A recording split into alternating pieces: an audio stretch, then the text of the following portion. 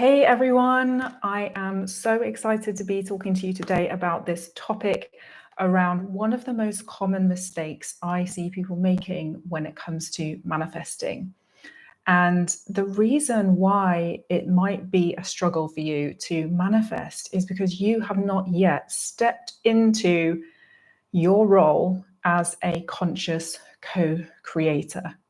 Okay, now you might have got yourself into what I call the manifesting trap. And this is where basically you think that if you just simply align your energy with the frequency of abundance, for example, if you simply raise your vibration high enough, then you are going to attract abundance, wealth, money, opportunities, and stuff into your life.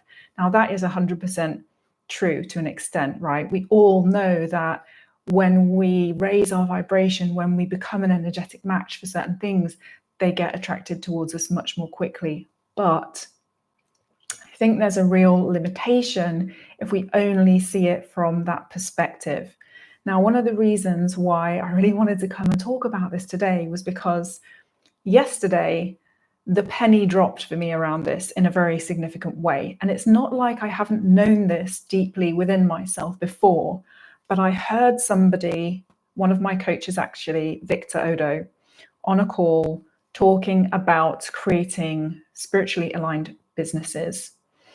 And he spoke about one of his own experiences where in the past, he started to believe, as part of his spiritual awakening journey, that working hard was not spiritual. Working hard, having to work hard, was evidence that he was not a good manifester, that he was not aligned with source, that he was not tapped into that universal consciousness that we might think is the only way that we can call in our manifestations. And this totally just landed what I think is this big mistake that we make when it comes to manifesting, right? Because if we think that working hard is not spiritual, if we think that the only way that we can prove to ourselves that we're excellent at manifestation is sitting, raising our vibration and allowing things to materialize, then I actually think that we're really doing ourselves a disservice and we're missing the point of the manifestation process. Okay, because actually what happens when we do that is that we stop taking responsibility for our actions. We give away our power, we give away our co-creative energy, thinking that if we simply tune in enough, it's going to materialize. Now, I'm not saying that spontaneous results are not possible. I wouldn't talk about those kinds of things on my channel if I hadn't experienced them myself and if I didn't think that they were possible, know that they were possible. I've talked in the past about how I cleared some ancestral wealth blocks and then got a check the next day. And that was amazing. And when I have synchronicities like that, and there are loads of them, and they do happen when I'm in a high vibrational state, but the mistake would be to see those as evidence that I don't have to do anything. The mistake would be to say, okay, well, it just stops there. If I clear enough blocks, if I go far enough back along my lineage, then I just get to sit back and everything's going to appear. And the problem with that is that maybe you don't even want that anyway, right? Like if all of the material abundance that I could possibly ever wish for materialized in my life right now today, would I want to stop expressing myself? Would I want to stop showing up here on YouTube? Would I want to stop pursuing the quest that is my life? Would I want to stop having the impact that I want to have on people? No, absolutely not. So sometimes when we make this kind of false dichotomy between we're either able to just bring things into reality without doing much, or we have to work really hard and slave away, then we're missing out on what I think is one of the greatest gifts of being incarnated in this reality. And that is the gift of co-creation. Because what if instead of saying, I want to manifest a beautiful new house, You say, I want to co-create the most amazing living environment for myself. And you place yourself in a relationship with the conscious universe. You place yourself in relationship to source, and then you do it together. So it's not about just deciding that you either work hard or you manifest. It's about coming into this new relationship. Okay, so I'm not advocating for super, super hard work is the only way to generate money and impact and all the things that you want. But nor am I saying that all you have to do is clear enough blocks and get your frequency high enough for those things to come into your reality. Okay, so I want us to start to take more power, take more agency, take more responsibility, and see that not as a disappointing truth that manifestation is a lie, right? But as a total gift. Because we're creators. Everything that I do, I see it as a co-creative process. And one of the reasons I see it like that is because I come from an artistic background, okay? And when you start to really dig deep into what it means to make a piece of art, one concept that becomes really key is the fact that the audience completes the work, right? If you make a painting and you hang it on a wall and nobody sees it, it's not going to mean something in the world in the same way as it does if people look at it and complete it by interpreting what it's about, reading it and bringing their own sense making to the table, okay? And when I do, for example, Akashic Records readings, it's the same thing. I'm channeling information from the Akashic realm, but the person who's having the reading is interpreting that with me. And I always tell people this is a co-creative process. I am a conduit for messages, symbols, imagery, information that is going to resonate with you. You get to make sense of it because it's from your field. So we're creating the sense making together. And this is something that I think that we often overlook when it comes to manifesting. Okay, so if you feel like you're in this false binary between it's either hard work or just manifesting, and when I don't feel I can manifest, that's it, it's game over, I want to ask you to replace the word manifesting with the word co-creation, okay? And that's going to start to help you shift into what's a more nourishing and exciting way of navigating through your process, your journey, whatever it is that you want to create in this world, okay? So let me just look at my notes here. Okay, so the other thing that's part of this is that there's a well-known saying, you're probably very familiar with this, right? That you don't attract what you want, you attract what you are.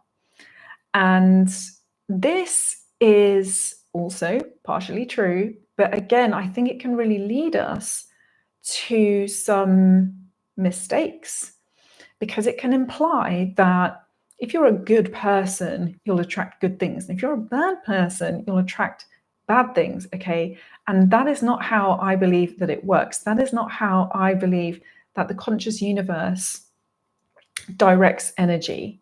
It's like Ken Honda says, you know, money doesn't judge people. It doesn't just only come to the good people. Okay, I mean, what's good and bad anyway, right? We know that this is a very subjective interpretation.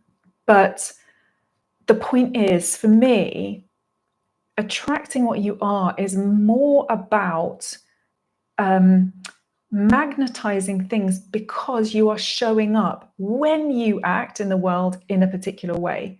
Okay, so who am I? What energy am I in when I'm doing this YouTube live?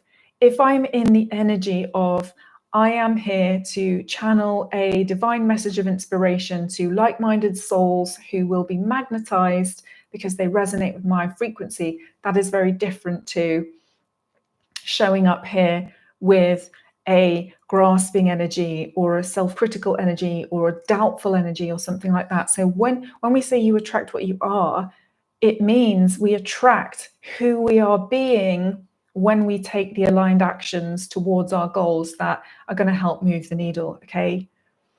So this is not about either or. This is not about it's one thing or the other. This is about how we integrate the different kinds of energies and actions in our reality. So I really wanted to just share this because I feel like we're getting sometimes caught up in the disappointment of thinking that if we're not manifesting spontaneous instant results, then we're bad manifestors, we're not doing the right thing, our frequency's off. The thing is, if you wait until you feel like your frequency's perfectly aligned with the frequency of abundance, right, you might never take another step again. And that would be such a shame because you are co-creator of your reality. Moving forward in a business or in a project or in any expression of your soul's highest light is an act of creation. So if you were only sitting there waiting for things to materialize, you'd be giving up the joy and the duty and the devotion of that. So you can shift the idea of work to the idea of devotion, of mastery, of craft, okay, of exploration, of creation. And then that gets to be much more aligned with this flow, with this integration of the structure and the content, like the idea of the masculine energy as this glass, and the feminine energy as the water that pours in. They're held in a relationship to each other, just as the energetic work and the practical work are held in a relationship with each other. Okay, so that's what I really want to call it out, because I am not here to tell anyone ever that you can just manifest millions of dollars. I mean, I'm not a manifesting millions kind of a gal, right? You know this about me, but the point is, I don't want you to ever feel like the only thing you have to do is shift your energy. That is such an incredibly important, foundational, powerful thing to do. And it works. It does magnetize amazing things towards you, but it doesn't mean that that's at the expense of taking aligned action. And it is not the case that that is disappointing, right? That is not disappointing. That is amazing. That is exciting, because you get to act in a way that's very fulfilling in and of itself.